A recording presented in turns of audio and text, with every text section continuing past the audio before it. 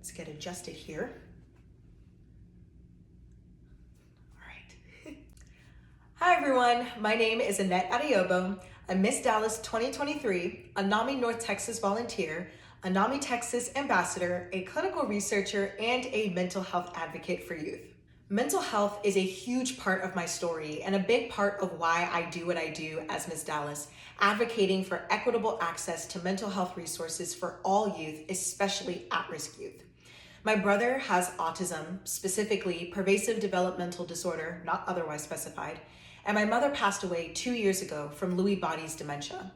I myself struggle with depression and anxiety, and though I started experiencing symptoms at the age of 16, I wasn't formally diagnosed with depression until I was 23 years old. As an immigrant to this country and being the daughter of immigrants, there were a lot of challenges we faced in the topic of mental health. First, it was the lack of knowledge of the resources that were available. And second, compounded with that, is the culture that we grew up in. African culture, specifically Ghanaian culture, often neglects the conversation of mental health. So as somebody that struggled with mental health at a very young age, I often chose to suppress my emotions and suppress my feelings so that I could avoid the discomfort in having a conversation that often led to being misheard, misunderstood, or just silenced. The beauty of being a psychology major at the University of Texas at Dallas specifically is the knowledge of the resources that are available for mental health. And that's how I came across NAMI. I was a participant in Active Minds and learned about NAMI through a community fundraising event that they had. And that was when I learned about the amazing work that NAMI does to provide free programming and resources to community members, loved ones, and individuals struggling with mental illness. As a future attorney, what I love most about NAMI is the work that they do to advocate for critical legislation to advance the initiatives surrounding mental health in the state of Texas.